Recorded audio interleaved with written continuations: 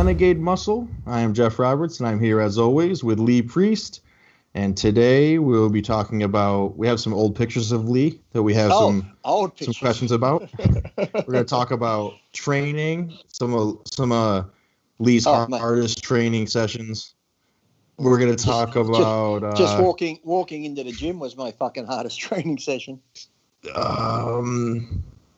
What else are we going to talk about? We have movie talk. I watched some movies that I think you'll be into. We're going to discuss your hair. What's happening there? Is it growing long or what? Or you've run out of hair gel? What's happening up there? It's growing long because the lockdown. Well, they're open, but you have to like wear a fucking plastic cape and shit. I'm like, I'll have my hair go long. I can do it myself, but I butcher it. I'm not really that concerned, to be honest. No. How it looks now, and if you butchered it, still look the same shit anyway. So it's true. It's true. buy some hair gel. Go for the slick look. You're getting those curly little brown locks and a bit of a beard here. Next time I come on, I look like I'm talking to fucking Jesus. I know. No, I can't grow a beard like that. I wish. I'm not on enough tests.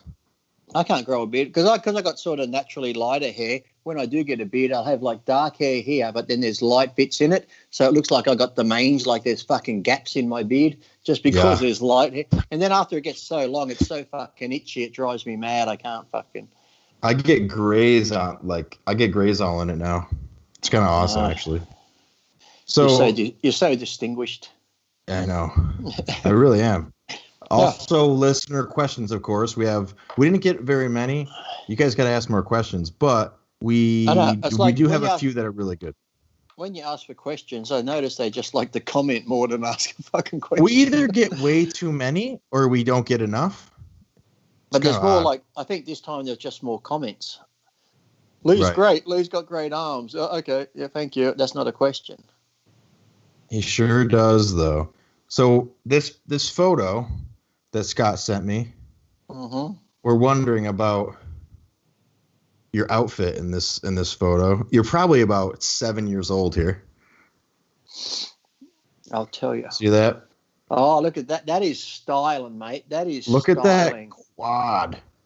Oh, I think I was 16. But look at have you noticed the cord on my sunglasses matches the shorts? Yeah. You've got neon green short shorts that are really short. I'm surprised your piece isn't hanging out. You've got a red fanny pack and some like Atomics maybe. No, I wouldn't have had Atomics back then. They would have just been probably Kmart shoes, are they? Or Kmart shoes? I don't know. What do you think? What you trying? Oh, give me a look. No, I don't think they're Atomics. No. They wouldn't have been, I don't think I had Atomics back at that age at 16, no. Yeah, that would have just been some no-name. Look at that little guy. Oh, my God. I can see my cock there, actually. That you zoomed in. I'm hanging to the right. And you got the fucking... Look at that. See how that old matches? Are you there? 16. Now, look at the... 16? Look at the glasses and the cords, see? Look at that matches the shorts, mate. There's fucking... Pay attention to detail here. It does match. See that, guys? Fucking pay attention to detail. Well, actually, Scott's going to put it up anyways. So what am I doing? You'll be able to see it in HD. I was a fucking influencer ahead of my fucking time, Geoff, I tell you. Is that what it was, or is that just the style back then? I know you'll be rocking that in the fucking store next week. Don't fucking lie. Don't you worry. Man, those shorts are something. Hey, at least they weren't board shorts. I wasn't in the fucking physique division. What'd you think of Arnold asking, what's his name, who won Arnold men's physique, why they cover their legs up? Did you see that? I think I did. Yeah, that's a good question. Because it's part of the body, even if the legs are just halfway up your quad, not like the tiny little shorts that I think the other ones wear, but even if it's just like, typical example, those shorts I got on there, even just shorts like that, those sort of tennis type shorts or something, you can at least show some quad because, you can still have nice shaped legs. Like look at fucking male ballet dancers. They have nice quads and legs, but they're not massive, but they're nice shape. So why not include that in the fucking overall physique? You can't just go upper body and fucking calves and what you might as well just do the fucking wheelchair division, you stupid cunts. What's the point of fucking having legs?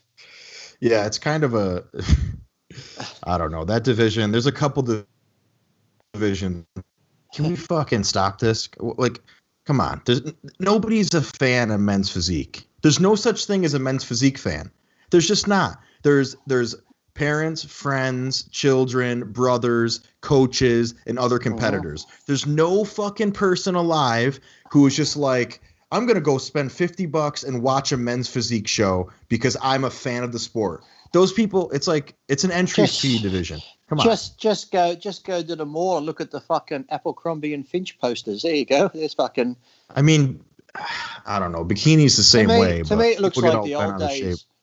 Bikini and the men's physique is almost like, or the one you're talking about there, it's like the old, remember you go to a local pub or that somewhere in Florida or on the islands and they have the Hawaiian Tropics male model search or the women's Hawaiian Tropics. That's what it looks like. Right. It just looks like one of those fucking contests where you just grabbed a few people off the beach who are in shape, healthy people, and get up on fucking stage. It's all about the money. That's it. But it's like you used to have the bodybuilders. And then we didn't have that anymore. We had another class. It's like, well, I got okay genetics, but I can't be a bodybuilder, so here's a class for you.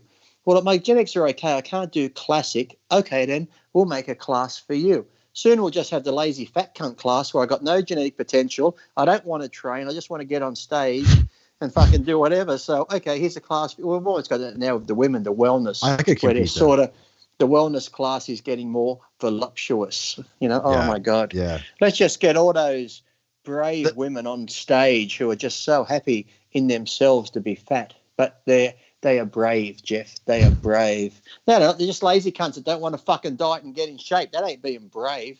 Fuck me dead. Maybe if you're fucking overweight and you go to war, that's brave. But you're just overweight, sitting there eating fucking bonbons. That ain't fucking brave. I say it is brave because you never know when you have that next fucking bonbon, you might have a fucking heart attack. So it is brave of them. What if they made a fat division where you try to have the best physique you can, but you have to have like at least like a 50 BMI, or you have to be at least like 50% body fat, and then you just fucking flaunt your fat and see who stores the fat the best. How did that? That could be interesting. Look closely how she won. Look at that. Look at that. The lady who got second only had 4 chins. This one had 5 chins. So she actually just peeked past there. And when they turned around and squeezed their ass and legs together, we counted up. This one only had like maybe 200 fucking hail damage spots. The other one had 400 hail damage. You know, yeah. Boy. And plus this one has a fucking hysterectomy scar as well. So the hysterectomy scar gave her a few more points. You just think the most wrecked looking physique is the one that wins. And this one had like 6 kids, so her tits are hanging down to her waist as well. So that sort of really pulled it in for her. But the bikini division too, like let's take the Olympia. Let's say, like if you want to compete, like it's fine, it's cool, you know, but the bikini division, if you took the Olympia webcast, it's really popular. Tons of people watch it. Or the Arnold podcast or the Arnold webcast. If you took those webcasts and you made them separate, like you made each division separate, nobody would watch the bikini. Like why would the only reason anyone would watch the bikini is because it'd be guys watching it because it's free, only because it's free. Make it $5, 0 views. Any view at a $5 price point, any view is going to be a coach or a competitor or like I'm not saying there's anything wrong with the bikini division. It's just like it doesn't. Why would you be a fan of the bikini division? There's hot girls in bikinis that are basically like that. They're everywhere. You go to South Beach, you go every movie, that's like because women are objectified horrendously, especially in America. But you like it's everywhere. It's everywhere. Yeah, we can't say they're objectified because they actually do it. You know, when they see these people, they say, "Oh, these girls doing this and that, cheerleaders or the grid girls. This is terrible." They choose to do it. No one's forcing them to fucking do it. It's like when you ever watch the Olympics now or beach volleyball, prime example. The guys wear a tank top and they wear shorts, like normal length shorts. The girls play beach volleyball. They've got the tiniest little bra top on and these fucking little pants that go up their ass. And And when they go to spike the board, the camera's fucking right there. All I see is ass and vagina. It's like, oh, we want to be respected for our sporting ability. No one's watching your beach volleyball for your sporting ability. We're watching your fucking ass and pussy. Then when you fall in the sand, your fucking ass is up in the air like that. What do you think guys are thinking? They don't give a fuck about you playing beach. It's like the women are practically naked, yet the men are wearing shorts and a tank top. Imagine the guys if they just wore posing trunks playing beach volleyball. The fucking hell, be like. I mean, I think that I guess that men are watching it's something that can be taken advantage of. Men are watching the gymnastics to watch them bounce around their little mounds, hit that fucking hobble horse and the bar when they're doing their gymnastics. Fucking A. Let's see. What do you think? Listener questions, or you want to talk about training? I want to know what movies you watched. So I watched, for the first time ever, I watched Unbreakable. Oh, Jesus. Hello, fucking 1872. Yeah. You mean 20 years ago? The Bruce Willis and Samuel Jackson? Mm-hmm. Well, then they made Split. Did you see Split? Yeah. Yes. And then they made Glass. Yes, they're all linked together. I saw Split in theaters when it first came out. In 2000, I was 13 years old, so I may have watched Unbreakable when it came out, but I watched it yesterday, and then today we watched Glass. When you if you go to watch Split on your computer, just be careful when you type that in. You could end up on Pornhub. You could get the wrong Split movie, so just be careful. That wouldn't be so bad. Yeah, but it's pretty good how they linked them all. I did like Unbreakable was okay. You thought it was going to be better, but if you take it for what it was well made. That was that is that M. Night Shyamalan or whatever his fucking name is? He does some weird fucking shows. You get to the end of the movie, you're like, what the fuck happened? Did he just say that's enough and just close the fucking book? Yeah, that's enough. Yeah, but he's done some weird ones. But yeah, they're actually pretty good. The way they tied them all together like that, I actually enjoyed it. Yeah, Unbreakable was a little bit slow and a little bit mild. You thought there was going to be more. Like they didn't even show the accident, like the train accident in the beginning. They don't it was a little bit slow. It was good though. And Split was probably the best of all of them. Split was really good. That had the other guy in, what's his name? The other actor. I can see him, but I can't picture his name. The guy with all the personalities. Yeah, that guy. Yeah, he's a badass actor. Where he was like the lady, then he was somebody else. And yeah, that was pretty good. Yeah, and then it tied them all together with the last one and that. Yeah. Yeah, it was cool. Spoiler alert. Spoiler alert. Was his face in the puddle? Or his face was in the puddle of water or something? Yeah. They all die. Well, Geoff, they were made 20 years ago. People have probably seen it by now. No. The one where they all die was made last year. That was like 2 years ago. Maybe. I haven't seen this movie. There's this movie that's been out for a long time. I haven't seen it, but don't tell me how it ends. It's called Titanic. I don't want you to tell me how it ends. Okay. Don't waste your time. It's a shit love story. No, but I've seen documentaries on it, but I don't want to know the ending. What happens to the ship? I want to be a surprise. Well, yeah. Okay, well that was it. Well, thanks. That was some shit movie you watched. What else did you watch? Was that it? Was that the Those two were the two movies. I watched Unbreakable, then I watched Glass. I thought you were going to tell me something fucking good, like something new that's out that I was going to be like, wow, I need that movie to see is. it. But I've fucking seen them back in 1984. What the fuck am I going to watch now? No. Did you watch New Order or whatever it's called on Netflix with Charlize Theron in it? New Order or something, Old Order, or it's like their group of like a elite assassin team, but they can't die. Have you seen it? It's on Netflix. I haven't.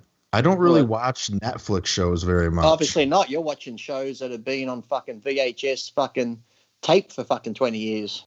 Okay, the movie was released January 2019, so it was like a year and a half ago. And Unbreakable, when was that released? 2000. 20 years ago. That came out with fucking Schindler's List or something. Fucking. It's good to see you keeping up on the movies. That's what I like to see. Yeah, I'm very bad at keeping up with movies. I'm too picky. I got one you should watch. You probably haven't seen. It's called Top Gun. Check it out. It's just part two's coming out. Part two's coming out. It's only been like 30 years, but you can watch part two maybe in another 20 years' time.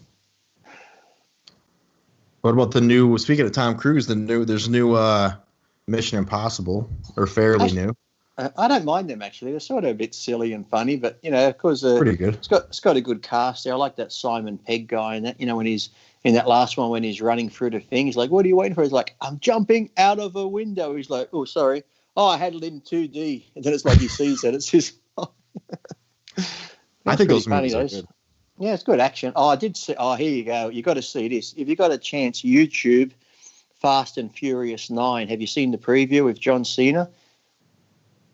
John Cena's Vin Diesel's brother in this one. He's an elite assassin, car driver. But my God, I mean, like the other ones when you fought the stunts couldn't get any sillier. That doesn't ruin the movie for you. I can't watch that shit. I actually like it because it's so far-fetched. You got to laugh. But trust me, when you're finished here today, go watch Fast and Furious 9 preview. I mean, these stunts are beyond fucking. He's going across one of those bridges that hangs.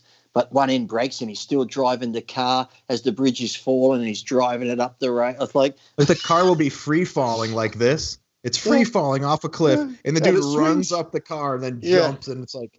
I know it was on the last one. Yeah, he grabbed on the back of the car. Well, this one here. What about the one where they drove out the window of one high rise and went down into the next high rise?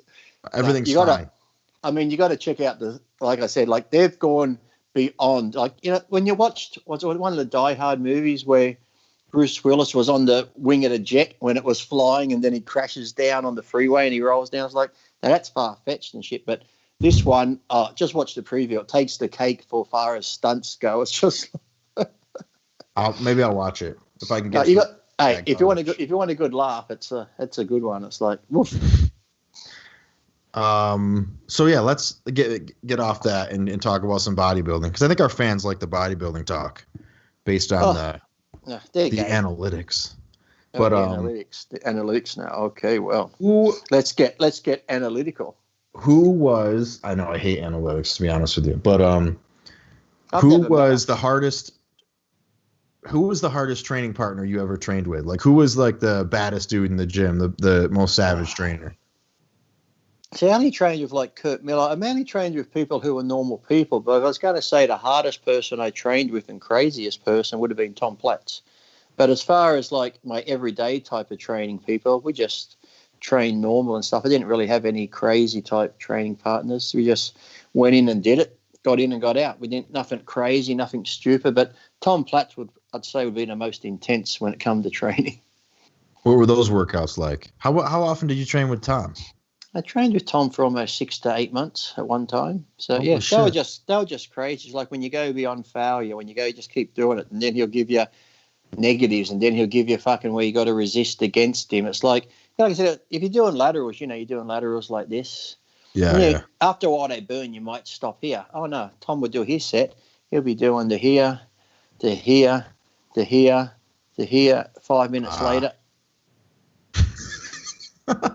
I'm like, fucking hell, is it my set yet? It's fucking 10 minutes later. He's still he goes to total failure. It won't even move fucking half an inch, and that's on all things. So I used to joke and say, Tom, do a comeback. He's like, oh no, Lee, I couldn't. And he goes, if I do a comeback and get into that zone, he goes, I just go crazy. It's like when he goes into the gym, his mind just switches. It's like a Jekyll and Hyde. He just goes fucking crazy. It's like even when we're doing like toe presses. You do toe presses on the thing like that, and once he gets tired, I'll grab his shoes and just give him some ones like this. Oh, fucking 5 minutes later, I'm still doing fucking this. I'm like, fucking stop it. Your calves are gone. They're dead. And he just goes into that zone where it's fucking crazy. You did all that stuff too? Yeah. Alongside him? Yeah. Do you have any, I guess those would stand out, but do you have any workouts that stand out in particular that were just brutal, maybe when you were younger?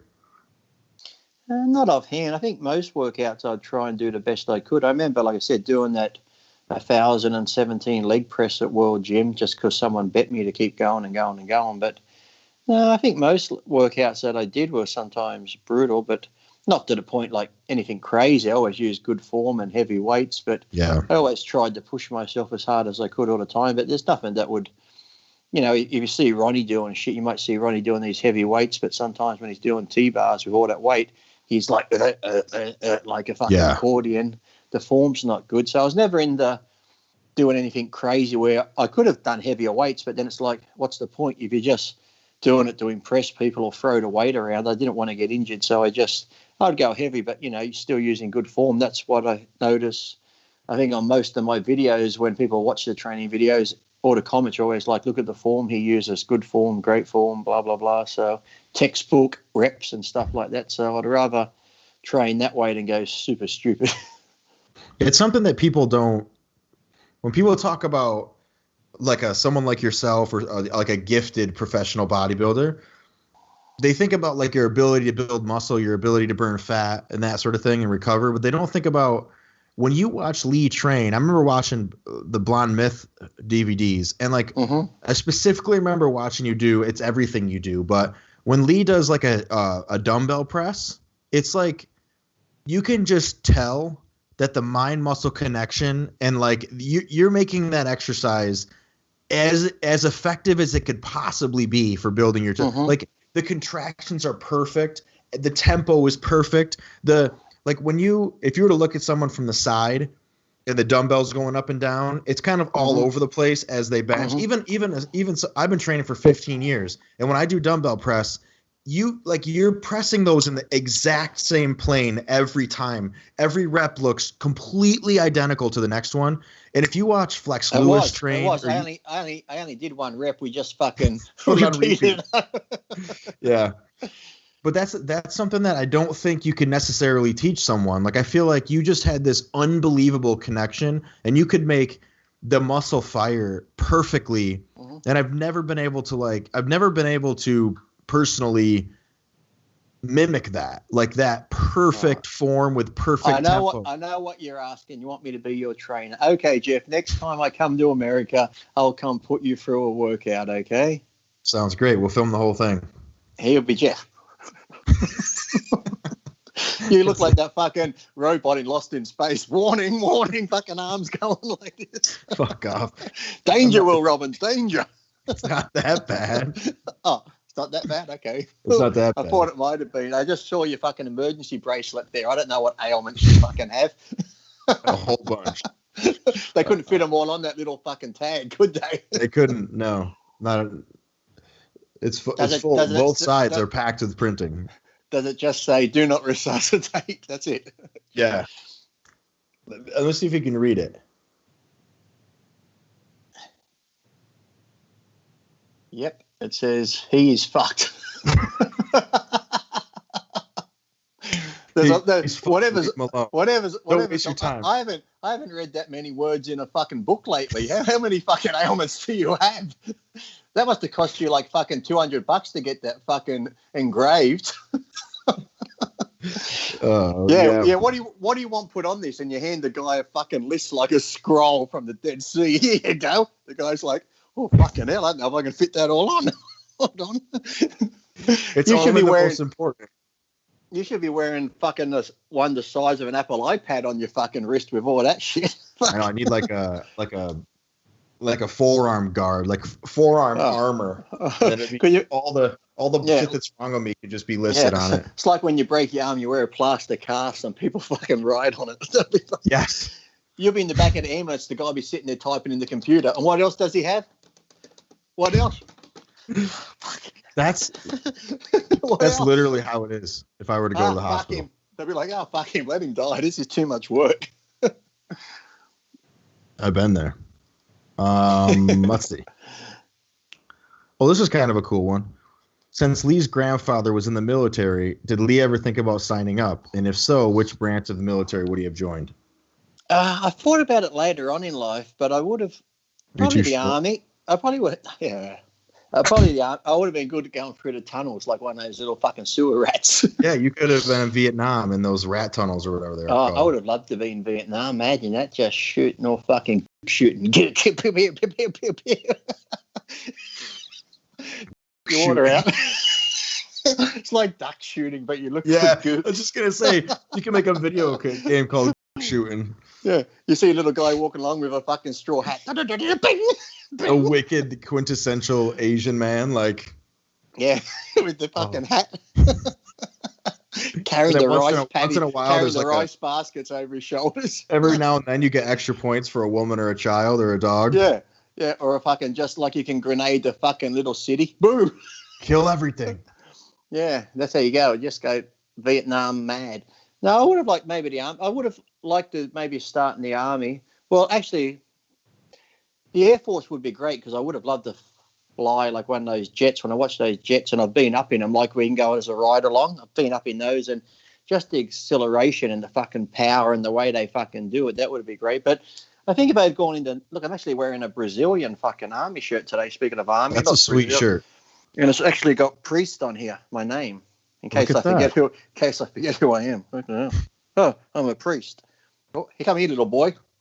Now, as I was saying, back to the yeah, you believe people army. Bring their boys to Catholic churches still? What the fuck is that? Hey, you got to learn about sex. Well, parents don't want to teach them about sex, so they give them to the priest. It's like first hand on hand. You can't get better than fucking demonstration, can you now? So they're like, you got to have the talk with them. No, I'll have the talk with them. No, you have the talk with them. Let's just send him to church. Yeah, well, he'll get the talk and the fucking practical. Yeah, hands-on learning. Yeah, so no, as I was saying, the army, because then I would have liked to maybe, like in America, you could work your way up here. It's like SAS and stuff like that in America, like a Navy SEAL or something. So I would have liked Ranger, work my way up into that type of thing, because I was very good at shooting. When I used to go shooting and do long distance, I went to this one place where you had to shoot this target. I forget how far it was, but you get this little award. I've got it over there. They gave it to me at Fort Wainwright. I could go get it, but it's like a thing, because I hit the target. I went ding. Like, the snipers hit it. Yeah. So they actually gave me, look, I'll get it for you, because this is like fucking show and tell now. Hold on. Oh, he's going to go get it. Look at these pictures he has. There's Travolta, Mental Hamster. Who's that guy? Who's the handsome chap in the... I'm back. I didn't have to go far. Look at this. Who's the guy in the V-neck behind you? Thank you for your shooting skills. Who's the handsome chap in the V-neck behind you? That dude. Chris Hemsworth. Chris Hemsworth. Yeah. That's cool. I was giving him some tips on how to be a fucking superhero. I got these ones. Oh yeah. And this one. Oh, it's got to go to your right. Oh, sorry. There we go. There. Oh, that's cool. And on the back. A little further away from the camera. There you go. And then this one. Department of the Army. Department of the Army, United States of America. And on the back it's got. Oh, cool. And then this is the one for hitting the target. No shit. Little musket thing there. That's pretty legit. This is a nice one, because I think it actually, look at that one. It's got this on one side. Is it heavy? Big and heavy? Yes, it is. Looks heavy. And then on this side. Nice. Persuasive in peace, invincible in war. Sick. Support your troops, people, and the police. So that was nice, wasn't it? Lee's pretty. Yeah. I got some shooting when I was in England too, where I was doing the clay pot shooting. Boom, boom. First time ever. Boom, I'm blowing apart. Then they started doing the double ones. Didn't fucking phase me. Boom, boom. I shot them even double. They couldn't stop fucking Lee when he's got a gun in his hand. I go into fucking Rambo mode. Do you own a gun? No, we can't have them in Australia. Oh, that's horseshit. Could you imagine if I owned a gun? You'd see me on the news. I wasn't so good at the sniping, like from stuff from long distance, but I was good at shooting like ducks and shit out of the sky and the clay pigeons. Yeah. I did think I would be, because when it comes to hand and coordination, I guess I was okay with the racing and the drag racing, that sort of hand-eye coordination thing. But yeah, as soon as I did it, I was like, okay, because you got to almost anticipate where it's going, and there's no use trying to line it up with sights. You're just looking down the barrel. So yeah, but they started doing the double ones. It was like boom, boom, and I get them both. I'll try and find the video if I can. I'll send it to you. Sounds. I impressed myself. Two of them. How far away was the target that you hit that got you that award? In yards. I remember I could just barely see it, even like down the thing. It was like this big, it was like a solid metal plate up on a post they had up on this ridge. Yep. And he's like, there it is. I'm like, where? Then when you look down the scope, you can sort of see it. So it was like, and then when you pulled it, then it was almost like a second or two delay. Ding! That's awesome. Yeah. Did you think you were going to hit it? It was one of those things I was hoping, but, it's one of those, because then you think, luckily it wasn't a fucking windy day and shit, so I didn't have to be like in the movie Sniper and shit shooter where you got to, wind speed fucking 77. Let me adjust for that. Let me adjust for the fucking mildew in the air and shit like that. So let's see how steady your hand is. You must have steady hands. Look at that. And that's with a couple of coffees and A5. Some guys have all the luck, Hold on, here's my right hand. It's not as steady. It doesn't stop. Stop it. That explains why that hand is so jacked. Yeah, they both are actually. I'm ambidextrous. Sometimes it takes a long time to come, Geoff. I got to change hands. I can't relate to that. I know. Well, you're married. You got someone to do it for you. Sometimes. Dom Hitchin. This dude is a what would I call him? An avid listener. What's up, Dom? Avid. Dom Hitchin. Since you were both stumped last time about what's your favorite animal, how about what's your least favorite animal? Oh. And what's the worst experience you've had with one? Now, Scott and I were talking, you live in Australia, the shit animal capital of the world. So least favorite animal, and if you have a story about your worst interaction with an animal. I wouldn't call it an animal, but the worst thing I hate would be spiders because they're just fucking creepy. And here in Australia, we've got the fucking big ones. And when I was younger, once there was a big one on the fucking wall, where you wake up at night time, you're like, fuck, I'll go get the broom and kill it. And you come back and the fucking thing's gone. You're like, where the fuck did it go? Now you're fucking looking around your room. You're like, where is it? So I went back to bed and I was sleeping. I woke up and I thought I had this cockroach on my back. So I reached around. This was like I was living up, with windows open at summertime. I grab it and this thing fucking wraps around my fingers and I fucking throw it like that on the bed. I turn the light on. There's this big spider just sitting on the bed doing this like up and down, ready to fucking pounce. So I hit it with a fucking shoe and killed the cunt. But how big was it? It bit me on the back and it fucking stung. It was about that big with its legs stretched out. Get the fuck out of here. And furry? Yeah. Dude. But the worst animal I probably think is, well, it's not an animal. It's probably a mammal or what do they call it? A snake. Snakes don't bother me. But when people have them for pets, I'm like, what the fuck's a snake do? You got to keep it in this thing with the temperature just fucking perfect. Here, let me get my snake out. It just sits there. What? I can't fucking fetch. You can't fucking do anything. It would be cool once a month. A whole fucking rat or whatever.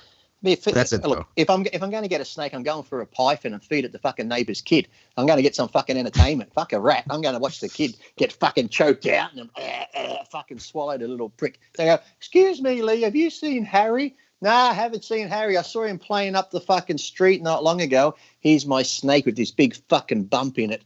Hurry up and digest that cunt before the police come and check us out, will we? No evidence. Gone.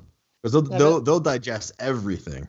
I know. That's the thing. So as far as animals go, the one I hate, I don't really hate it, but it's just useless if you have one as a pet. But even again, I don't really hate any animal. It's like, because when I would say any like a wasp probably is my least favorite. Yeah, it's more like a shitty insect, like a bee. Because the fuckers just sting you for no reason. And I guess it's not no reason, but I don't know. I'm not. But at least with a bee, if it stings you, the cunt's going to die once it gets that stinger out. out of it. So I don't think a wasp will, though.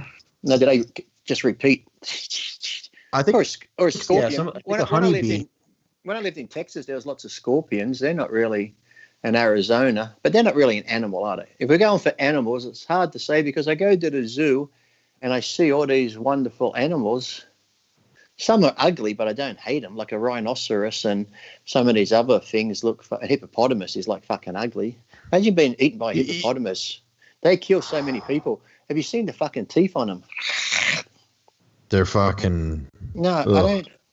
Yeah, you can't really hate any of them. I mean, they're kind of all pivotal to... I'm not sure what a wasp's role is in the ecosystem.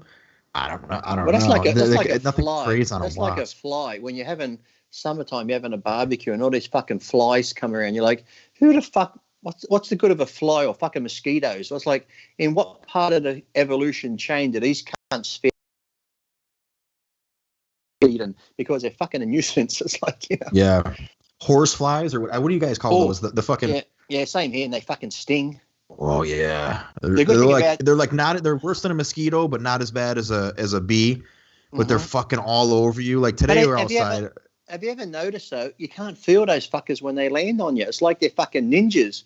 You'll be just doing something, all of a sudden you look down, there's this big fucking fly there, and you're like, fuck. The good thing is they're slow though. You can fucking whack them, but it's like they land on you like this. They land on you so soft.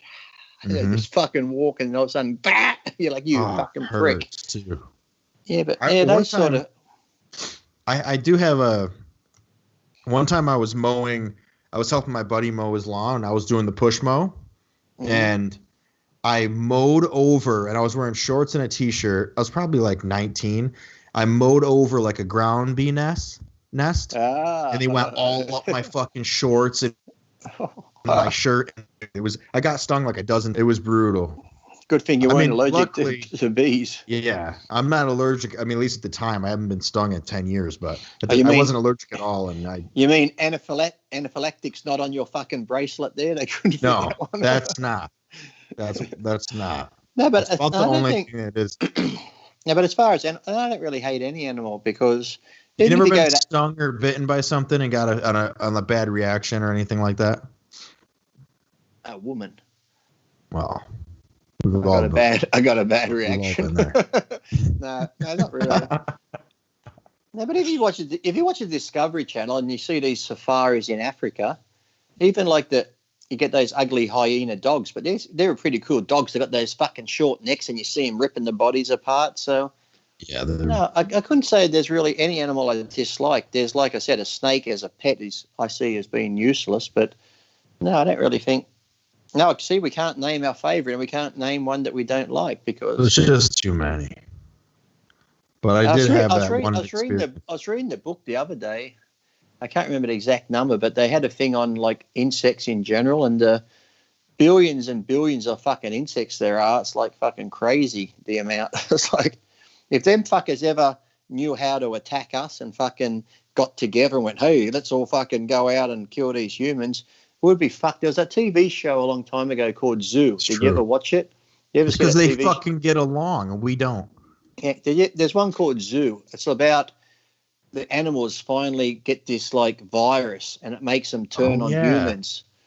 There's three series in it, like episodes. Netflix? It's Netflix, yeah, right? It's still on one of them somewhere. Yeah, but it's like they get this gene in them that makes them turn on humans, so they start taking the world back, and these animals just start working together to kill humans. It's like if that ever happened, we'd be fucked. Because even look at something as beautiful as a horse. I used to ride horses.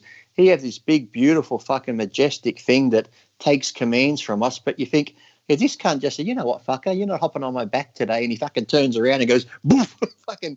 You're dead. It's like you get kicked by a horse in the head. Even a fucking cow. Look how cows are. Look, moo, and they walk around so clumsy. But could you imagine if you went out, here, cows, feeding time. They're like, oh, here comes fucking Farmer Brown. Fuck him.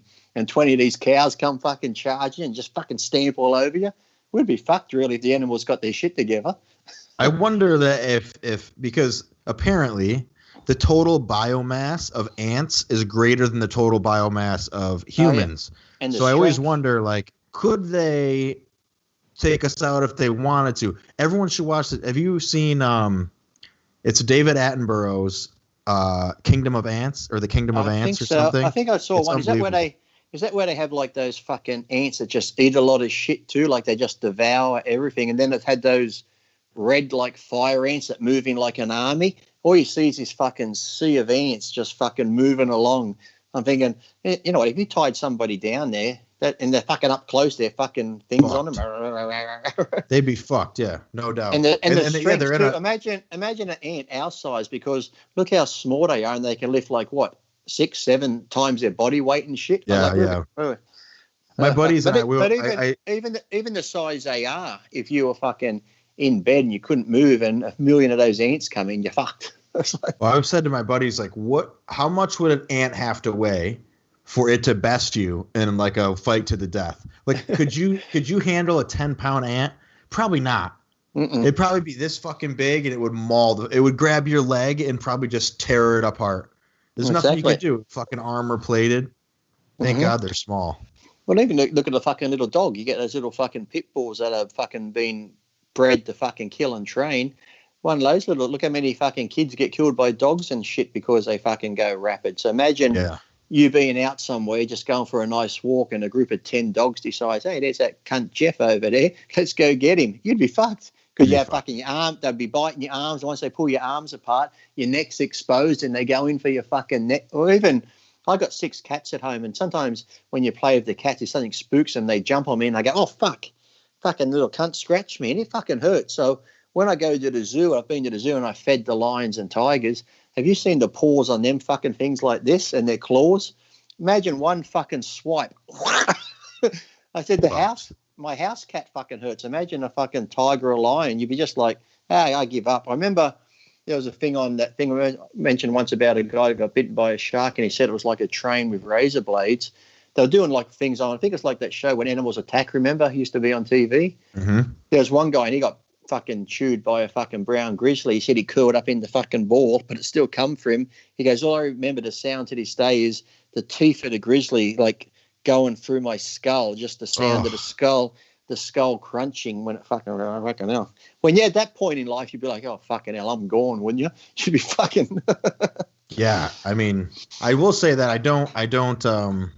I avoid the ocean at all costs. Like I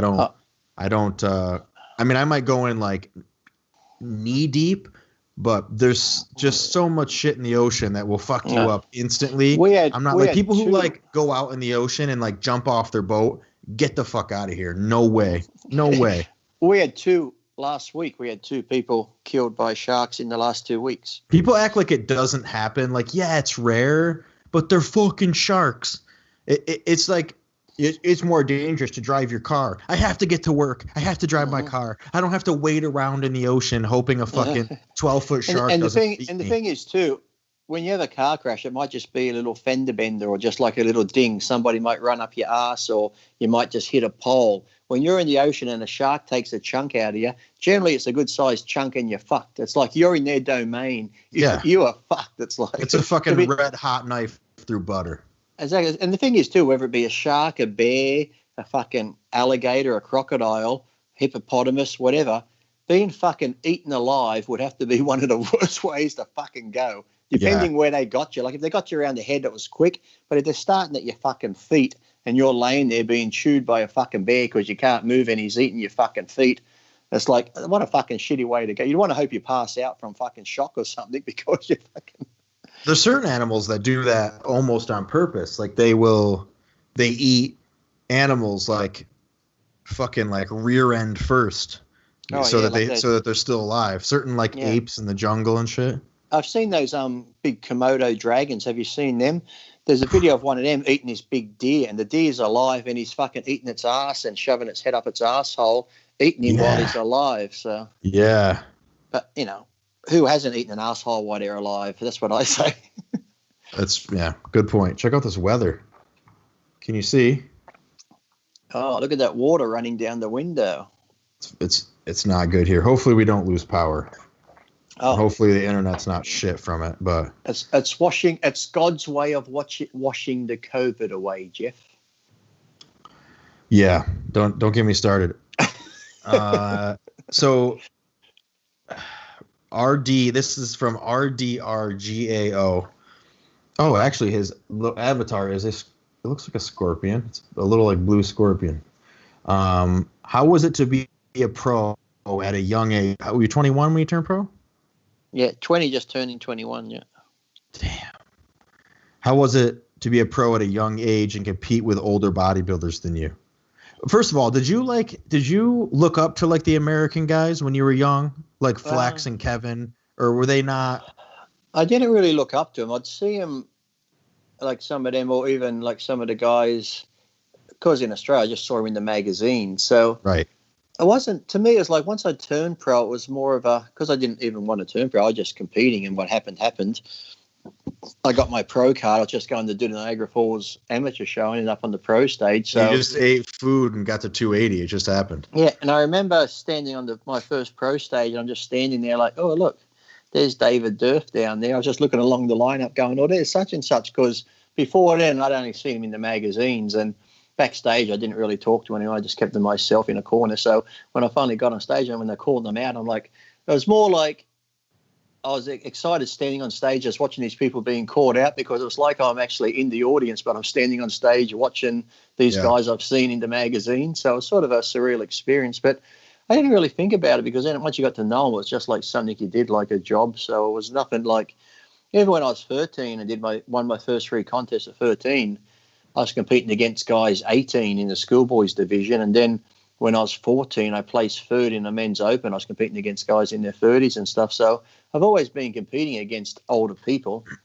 since I started. So was there a lot of I imagine so, like Joe Weider, you went to like the Weider offices and he saw you and he's like, why doesn't this fucking guy have a pro card? Give him a pro card, right? When Jim Mannion saw me, he asked me why I didn't have one, because I'd won my national title 3 times. So he petitioned for it, and then the same day, Irvin Gelb took some photos of me, because Ed Connors introduced me to Irvin Gelb. So had a little studio at Gold's Gym. He took some Polaroids and photos, and Ed sent them off to Joe Weider that day. And within 2 days, they set up a meeting for us to go meet Joe Weider and sign me to a contract. So, but going up to his office, I remember you walk into his office, it's like this big square building, marble, glass windows, but the paintings on the wall were like Arnold and Franco, and like probably 15-foot high, 8-foot wide oil paintings of all these champions. And then when you get upstairs, he loved those type of real expensive, Remington fucking statuettes of the Old West and all that sort of stuff. And they were all throughout the office. And it's too bad that that's not around anymore. Yeah, it was actually a nice place to go. I used to go up there and speak to Peter McGough. He was the senior edler, and I'd go hang out up there, and we'd always laugh and stuff because he was from England. And the good thing was up there, they had a good lunchroom that had a machine for free. You could get fucking chocolates and packets of chips and shit. So every time I went up there, where's Lee? Oh, he's down the fucking back fucking taking chips and chocolates out the machine. Sounds about right.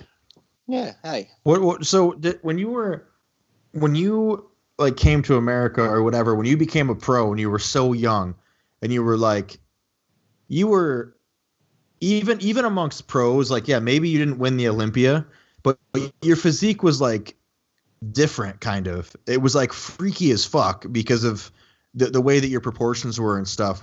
Did you get like hate from the other pros because you were so young and you were gifted a pro card?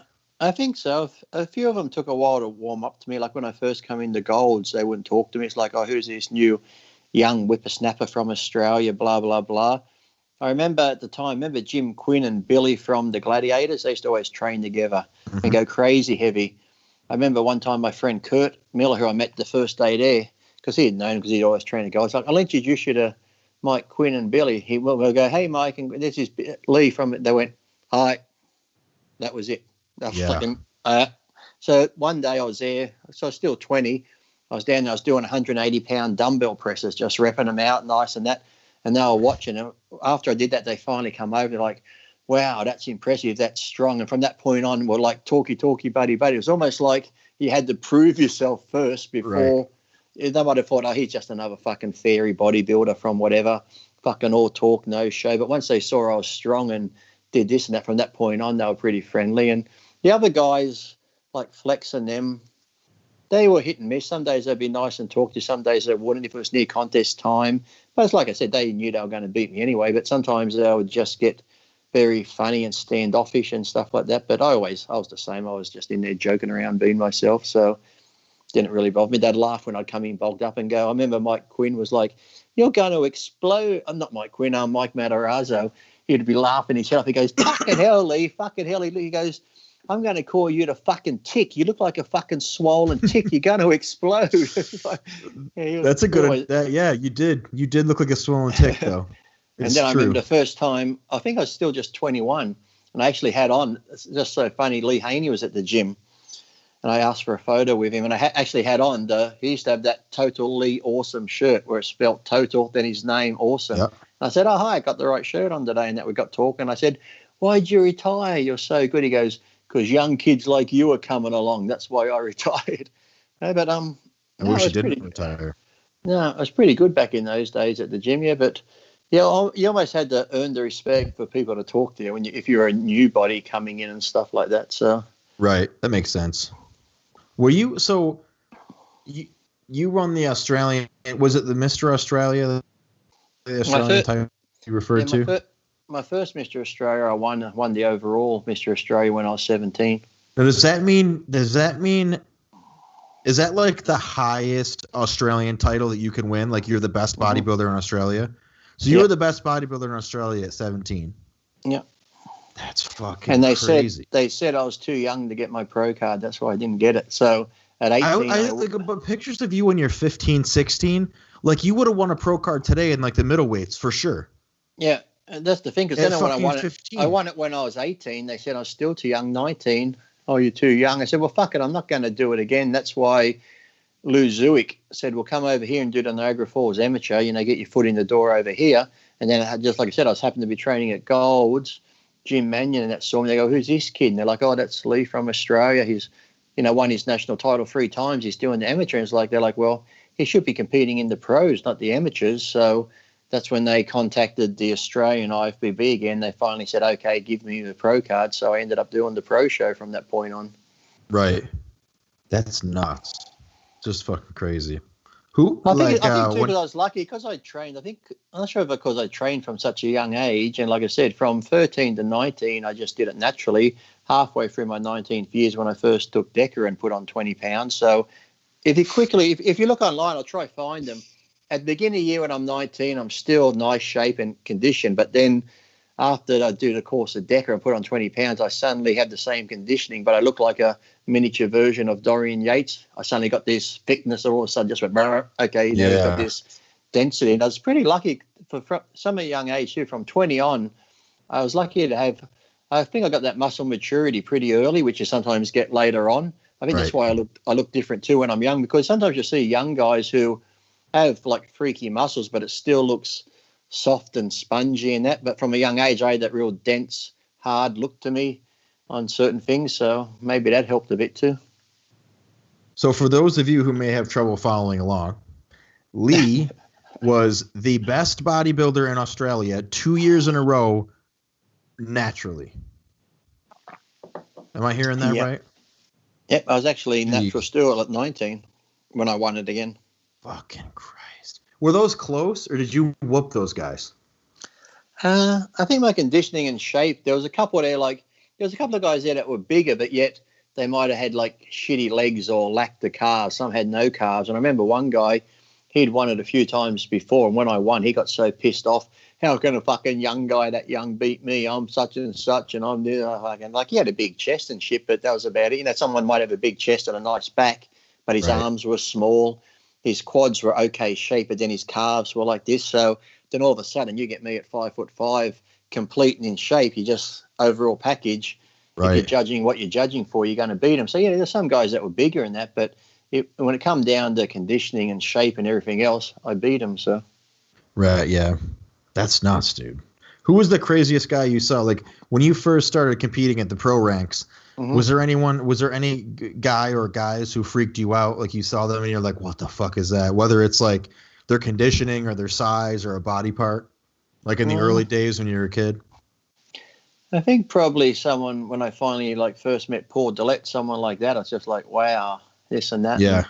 Or if it was like, remember Eddie Robinson, he had great legs and biceps and stuff like that. So you'd see different things like that. But I think probably overall, Paul Dillette might have been the one that sort of you're like, oh, wow, this guy's freaky. But then Paul, because like I said, in 98, Paul lived with me for 8 months. But before then, Paul would be like, oh, shit, Lee, I used to look at you and think the same. And I think about how could you look at me and think that when you're got this size? He goes, well, Lee, looking at you at 5'5" and the amount of muscle you carry on your frame, he goes, I'd always tell people, if you were my height, you'd be fucking massive, because they say like for every inch you add 10 more pounds of muscle. So he's like, Lee, if you're like 6'2", he goes, you'd be fucking the biggest fucking bodybuilder out there. But he goes, now for your height and your weight now, pound for pound, he goes, you're freakier than me. It's just that, because he was taller and stuff. So pretty much how I looked at him and was like, wow, he's a freak. Paul was looking at me going, because I think it's funny when I hear like, I think when they asked Jay Cutler who was the freakiest person you've seen, and Jay's like Lee Priest when I first saw him in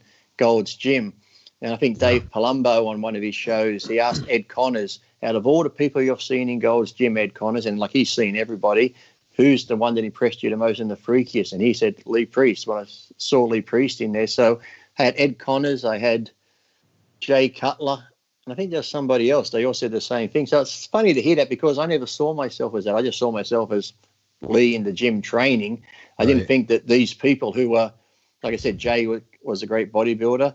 So for him to say that, that's a great compliment. Then for Ed Connors, who's, like I said, he's seen everybody come and go in Golds. I'm expecting him to say Mike Matarazzo or Jim Quinn, someone freaky and that. But he goes, no, Lee Priest was the number one in the gym that, stood out. And then you have even Ronnie Coleman saying, how did I get beat by this fucking Lee Priest at the time? I was going to quit. Yeah, you come up a lot. All in positive ways, Geoff. All in positive ways. Yeah. Hey, what do you mean by that? Depending on who you ask. Hey, they just don't know me. That's all, Geoff. They just don't know me. Scott was telling me a story about some guy he met named Russ who claimed that he used to train with you. Does that ring a bell? But he said that he knew you. You were buddies, and that you trained together. His name was Russ. I did train with a guy called Russ. Is he bald? He was bald, and he used to train with me in Arizona. A guy called Russ. Oh my God, he's the one actually on that video. I think we talked about it, where I'm training, doing that crazy leg workout, and he goes outside and starts puking. Oh, okay. That's Russ, the bald guy, is it? Yes. Yeah.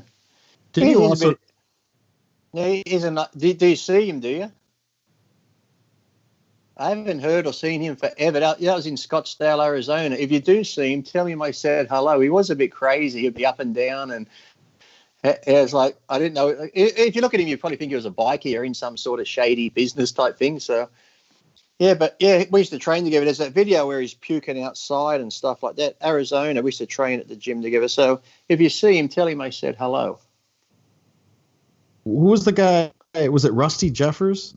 Yeah, Rusty. Yeah, there used to be Russ, Rusty Jeffers, and my friend Mike Toft from Arizona. They were the main people we trained together at Gold's or that other gym with. But yeah, Rusty had a gym in his house too, where we'd go crazy and do stuff. There's actually a couple of videos of Rusty Jeffers and I doing crazy fucking leg workouts. There's a video of you guys. You're wearing a yellow shirt and you're fucking blown out, huge. Like you're not. You're not doing the fat. dumbbell presses. You're doing overhead. You're doing seated overhead dumbbells like 180s, and you're fucking gigantic in that video. I love that video. You're not fat.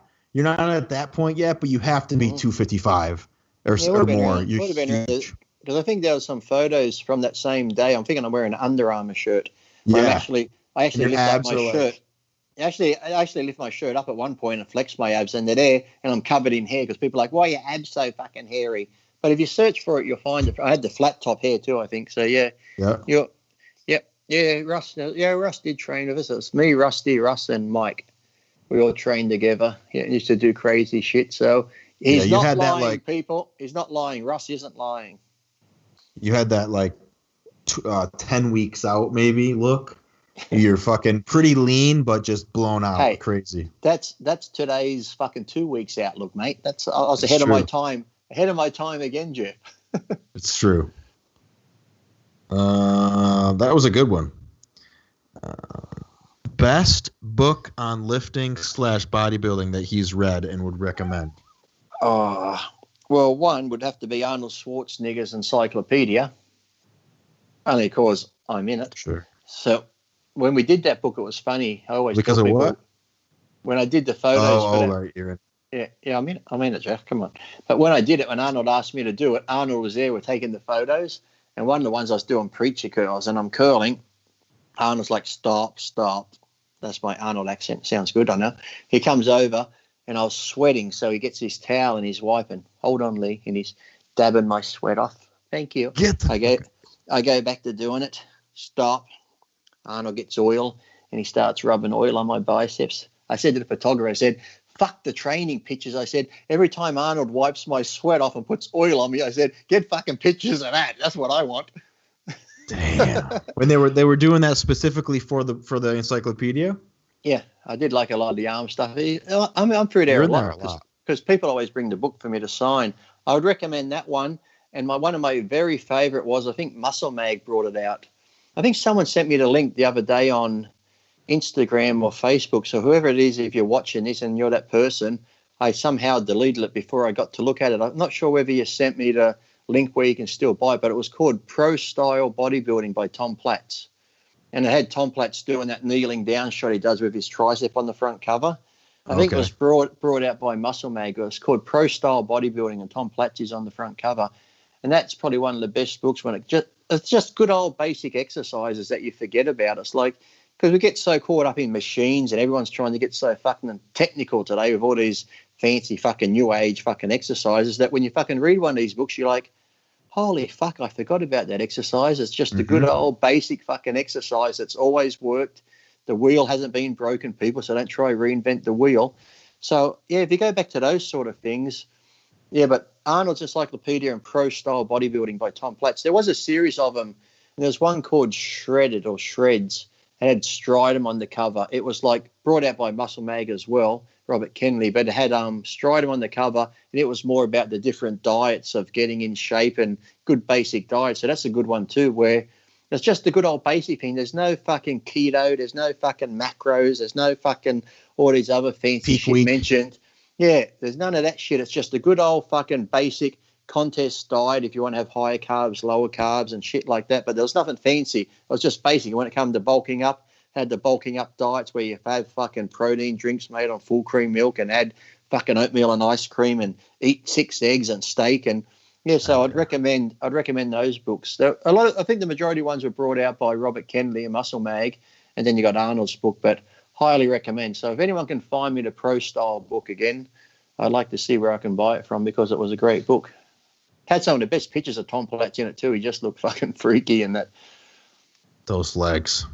Actually, but you know what? There's so many things we just forget about because you're like, even something basic, you're like, oh shit, I remember doing that exercise. This exercise that you do, like you lean on something, on a bar or on a whatever. Well, you know who taught me that one? Arnold. When I was doing that encyclopedia, when I was doing the book, he goes, Lee, I'm actually doing that in the book. He goes, Lee, this was my favorite tricep exercise. And I'm like, oh, that looks shitty. So I'm doing it. And I'm like, fucking hell, I got the best fucking pump ever in my triceps. That's why now.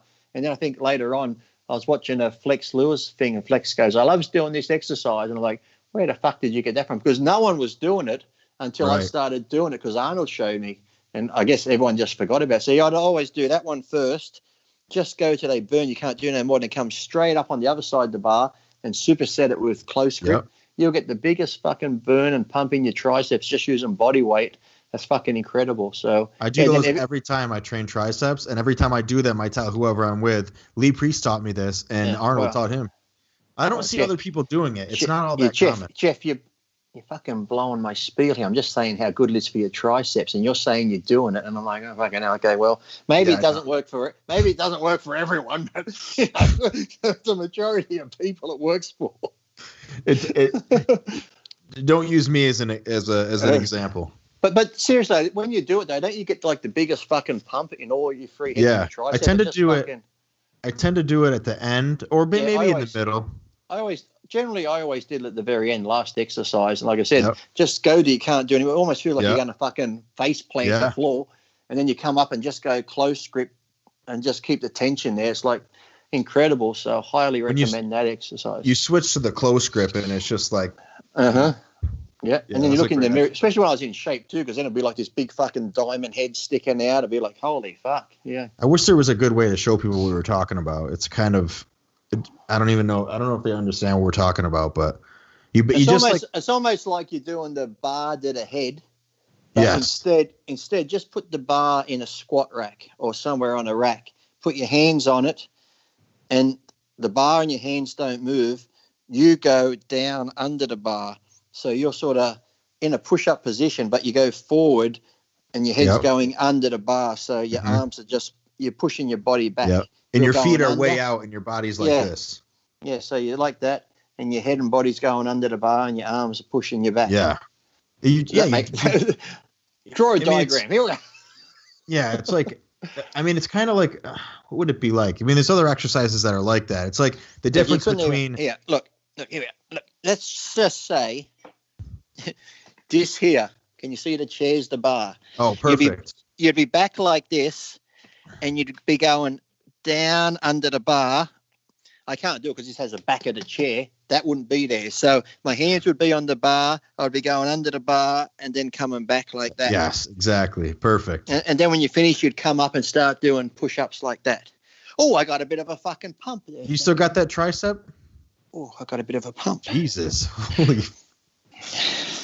Oh, man.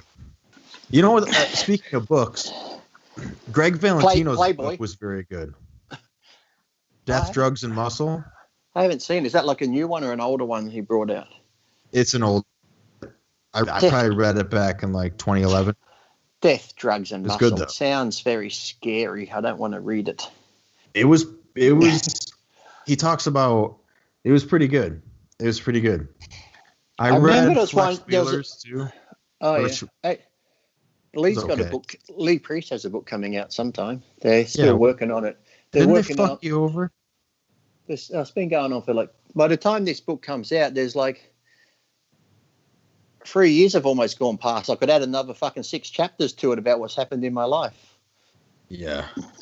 But it's going to be okay. It's going to be good. They're working on the forward now and getting photos together for it, for the cover and that. But hopefully, it might be out by the end of the year.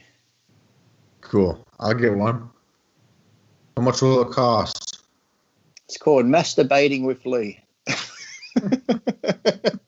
Actually, you know what I wanted to do? This was going to be my big brain plan, and everyone was doing diet books and books and books, e-books. I said, this is the best thing ever to make money. I'm only going to charge like $2. I'm going to do a book on how to get big and gain weight and how to lose weight. Everyone's going to go, oh, my God, Lee's got 2 books out there. Cheap, let's buy them. Pre-order. Get thousands of pre-orders. So it's only $2. And the book is going to have a nice cover, How to Gain Weight by Lee Priest. You open it up on the first page, fucking eat. That's it. That's the book. And on the book on how to lose weight, stop fucking eating. It's like it's not false advertising. This is fucking truth. Yeah. You want to gain weight, first page. Only 1 page in the book. Fucking eat. That's it. Yeah. Imagine the money I could make. It's like it's common knowledge, it's basic information, but it does work. So I'm not putting out false information, am I? So I'm not like being, hey, he ripped us off. No, it's actual factual stuff. And you get what you pay for. It's only $2. Shut up.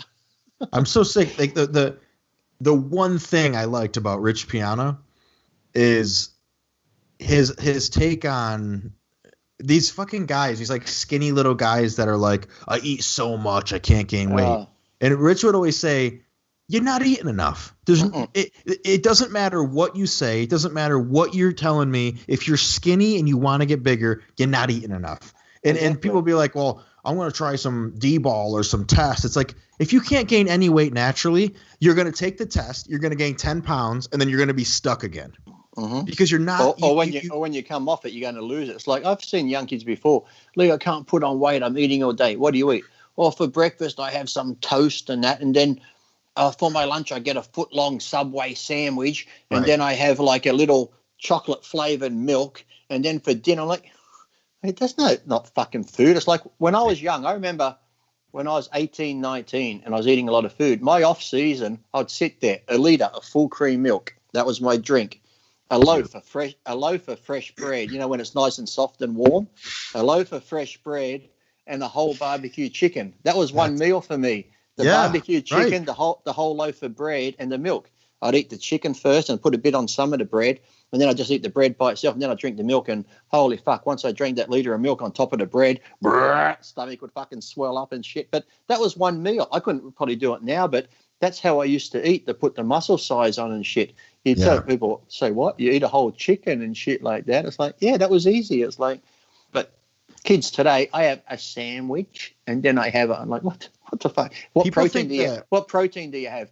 I have peanut butter on the sandwich. It has protein in it. Oh yeah, fucking 6 grams. Don't fucking go overboard. It's peanut, like nut butters are literally had the same amount of protein as bread per calorie. But people I think people often mistake, and people who are heavy say this about skinny people too.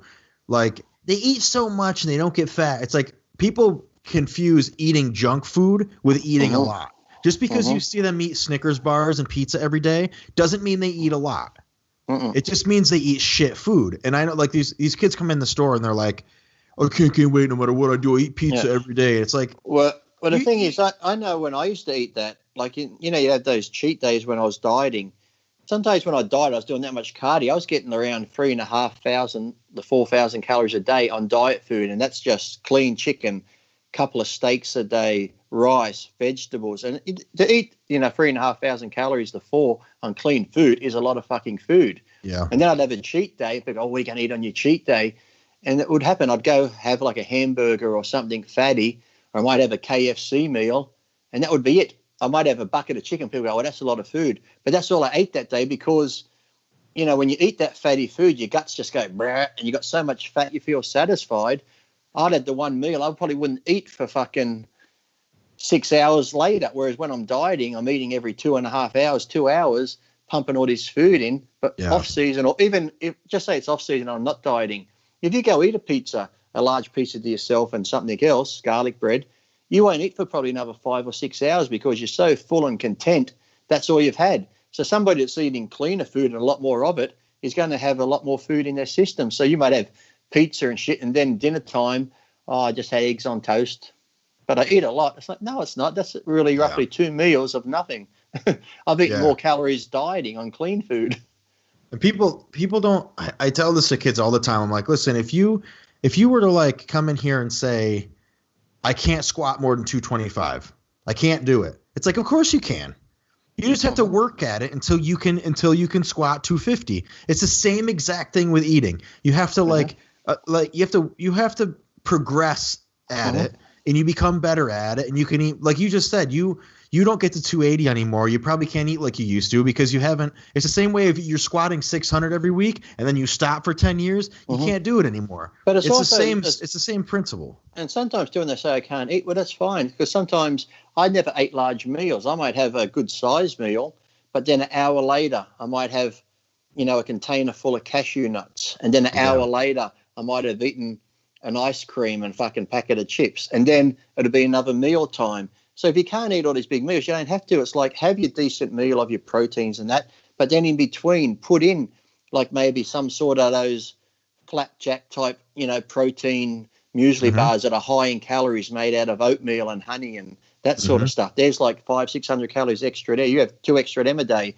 and then you have 2 extra protein drinks you make of, oatmeal and milk, and put some eggs in, put bananas in. You can add calories, little bits like that, rather than try and eat it all in one meal. Have your decent sized meal, but then every hour or so after that, just snack on little bits of food. And by the end of the day, those little snack meals can add up to an extra 2,000 calories at the end of the day, which you don't really feel like you're eating because you're just eating little bits at a time on top of your other meals. I used to compare it to, like, rather than just sit down and gorge yourself, I'd be like a cow all day. You're just grazing here and there. You just stop and graze. And by the end of the day, you've put in another 2,000 calories extra on top of your meals easy just by picking at stuff.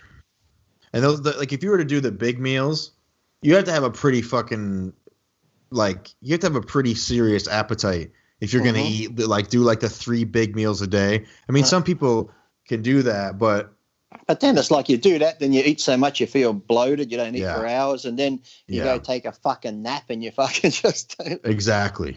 Yeah, it's true. That does happen. But yeah, that's a thing that's, I don't know, it's like you're not gaining weight, you're not eating enough. It's very simple. And you think that drugs are going to fix it, you're wrong. Unless it's a drug that makes you hungrier. Well, the ones that say I can't lose weight unless you've got an actual thyroid problem. Trust me, if you clean up your dieting and go from get rid of your processed foods, go to clean eating, doing cardio and training, you're going to drop a couple of kilos just in water the first week or two. So to say you can't lose weight, you're just lying to yourself and bullshitting. And the thyroid thing is horseshit because I have thyroid disease. I don't have a functioning thyroid. That's one of the things that this is. And and I don't like I can lose weight and gain weight at will. It's like if a thyroid issue is making you gain weight, it means that it's not controlled, and which is possible, but you need to get it under control then. It shouldn't be once you take this little tiny pill once in the morning without food, and that's all you have to do, and your metabolism is normal. It's not a fucking, people like to use that. And it's like, Geoff, don't be like that. It's a disease. It's a disease I have. Hashimoto's thyroid. Here comes the disease again, putting hamburger in mouth. Oh, I can't control it. Yeah. It's a disease. I get annoyed when people call addictions diseases. Like alcoholism is a disease. Oh, yeah. It can't be a disease. If you're gonna call the vodka.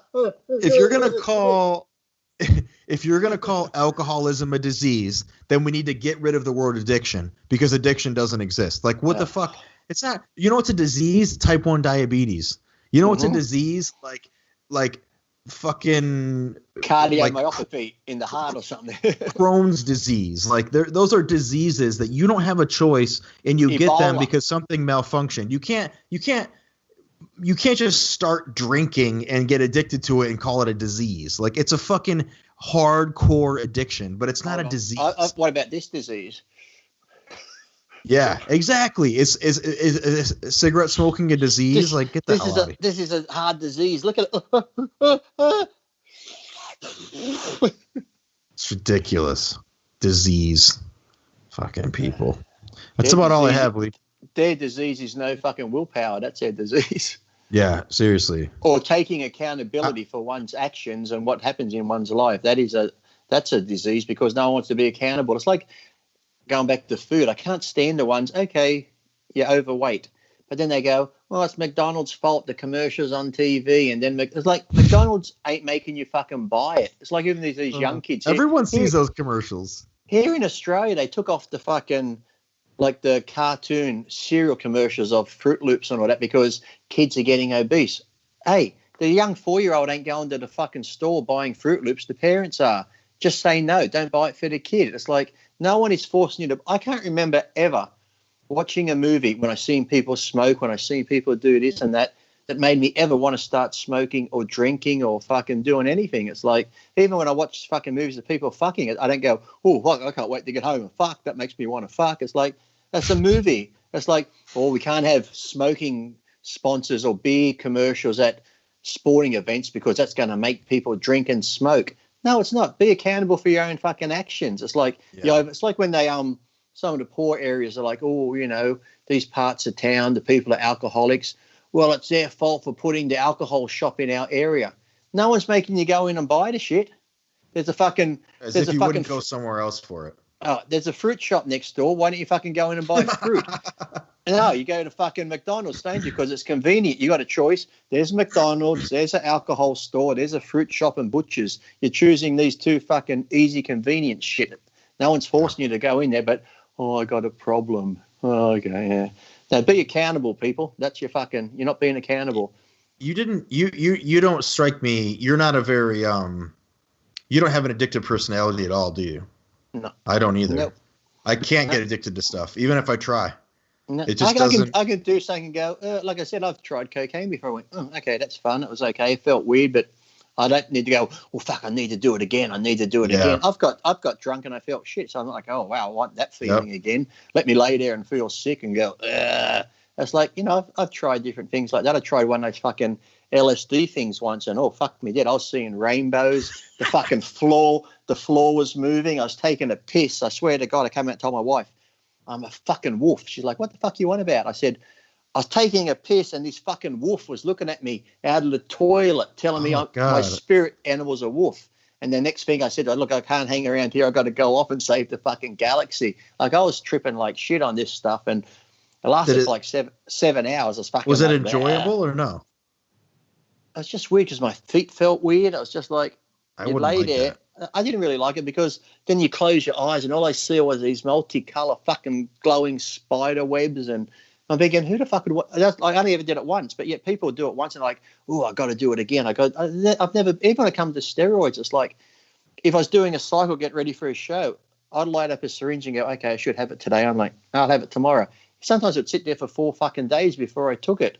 And then off season, people are like, Lee, you on gear, you should take it. I'm like, no, I can't be bothered. And they'll be like, okay, I'll try something. So I'll go do it. So I get a bottle of Deca. I'm like, what? Oh, fucking hell. So I rip it out and I fucking throw it. If I haven't taken it for a while, first shot back and I fucking hurts, I'm like, fuck this shit.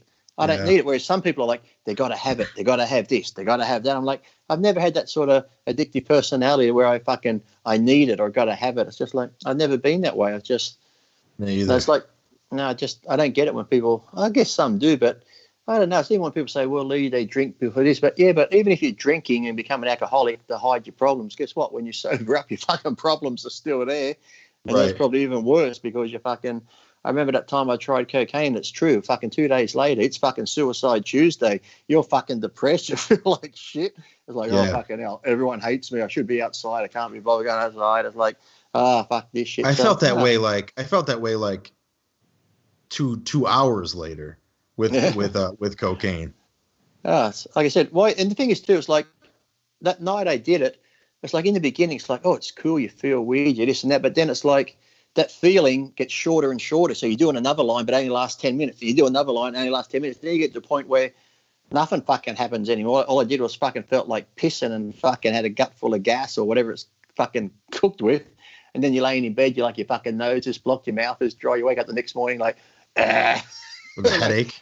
Oh, that was fun, wasn't it? So no, yeah, people get I don't know, like I said, I've been drunk. I've never had a drug that has ever like gotten a hold of me like that ever. I mean, when I was young, I chewed tobacco when I was young for like my friend a while, and it was always so easy for me to just stop and not do it for 3 months. It was just like it never became addicting to me. I don't even know how people get addicted to cigarettes because I remember I tried one when I was 13. You did tasted like shit. You're coughing. I'm thinking, okay, I know they're addictive and there's addictive things in them that get you addicted to them. But I said, but how do you get past the first packet or two to get addicted? I'm like, if it tasted like chocolate, I'm like, oh, fuck, this tastes like Cadbury's chocolate. I'll have another one. But it tastes that like shit. It'd be like someone saying dog shit's addictive. So you pick up a piece of dog shit and eat it. You're like, fucking. But not to mention, no, you got to eat the shit for at least a month before you get addicted to it. I'm like, I tried one piece of dog shit. I'm not having another fucking piece of dog shit. I don't care how addictive it is. It's like, and then they get the ones, like I said, who just get onto this alcohol.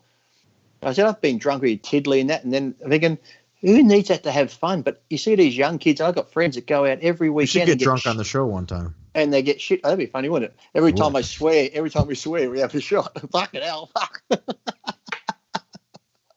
Oh, man. I don't drink at all. I would be wasted in 2 seconds. Nor do I. Well, how's this?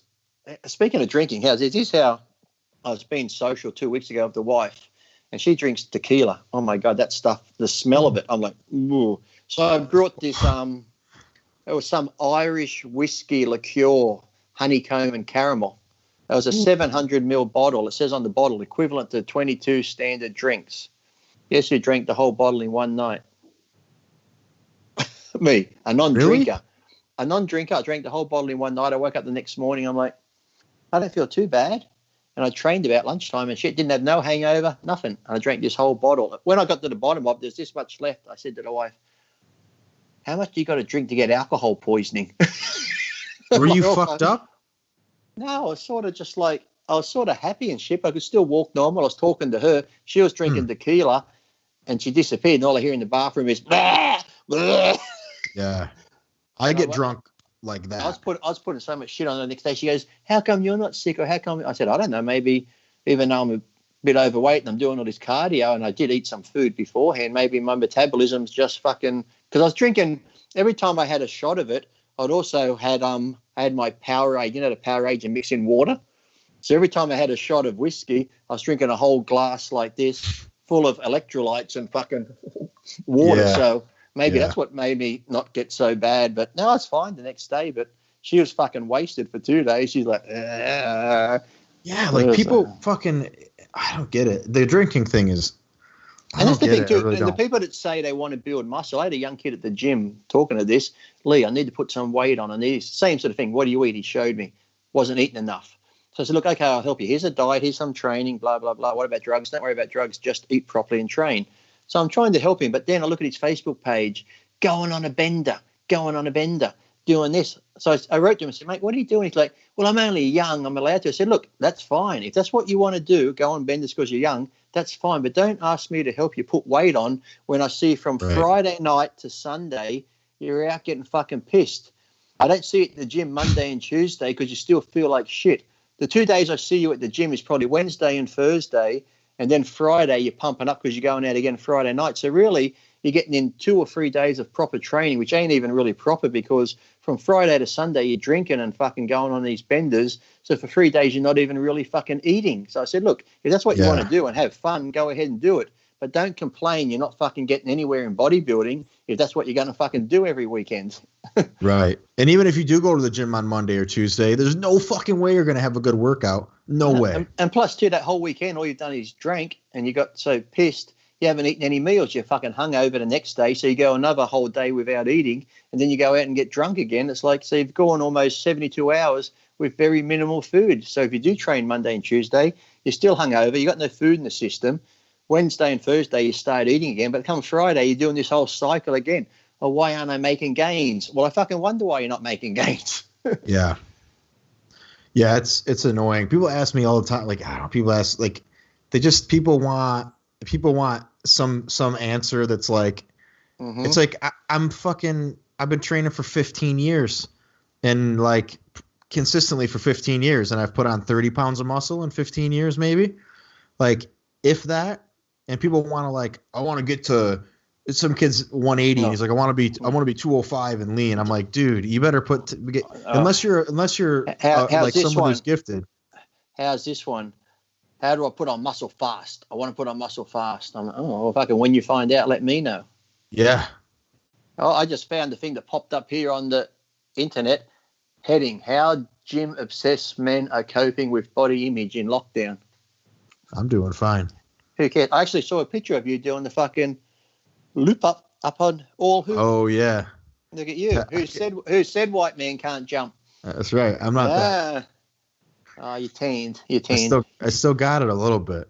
But my body weight's down a bit, which is kind of annoying. Like that was just the angle of the camera, wasn't it? That was trick photography. Yeah, it was a 7-foot hoop. No, you actually had a kindergarten. It was only 4 foot in it. Yeah. It's all. I had Scott edit it and make it look nice. That's very good job. Good job. Yeah.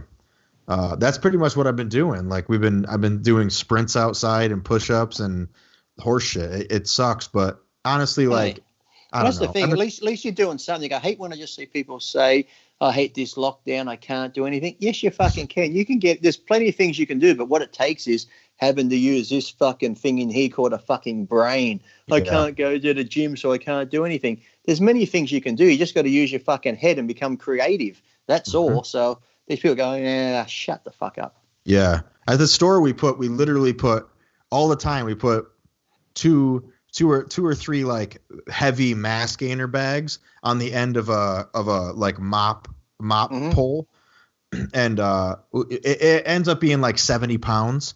But we do overheads for sets of 20 or curls for sets of 20. You get pumped up and everything. Exactly.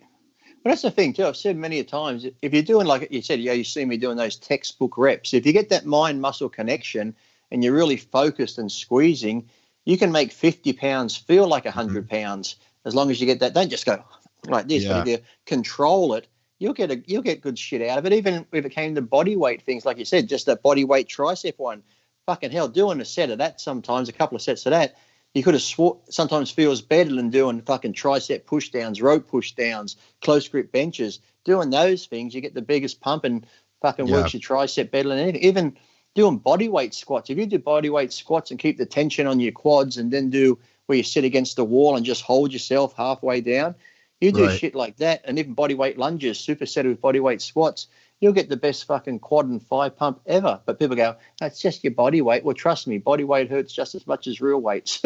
Yeah. I mean, the last couple years, my training has been, I mean, I've done 3 powerlifting meets in the last, I did like 3 in 1 year, but even when I'm training for like bodybuilding, I train heavy. Like I'm doing like 6 to 8 reps. I'm using big weights on almost all the lifts. And I'm fucking amazed at how well I've been able to maintain muscle doing fucking almost nothing. I've had 4 weight workouts the whole time. Yeah. And I'm just doing push-ups, sprinting, body weight squats here and there. And like the shit, like literally just, I might take a case of water and press it like this overhead.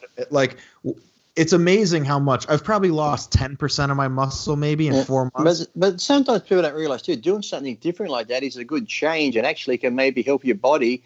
You might have had little injuries you didn't know about before. It helps your body repair and you're doing something different. So when you go back to the other thing, it's almost like you're refreshed, ready to go again. It's like you're just starting and you're ready to go.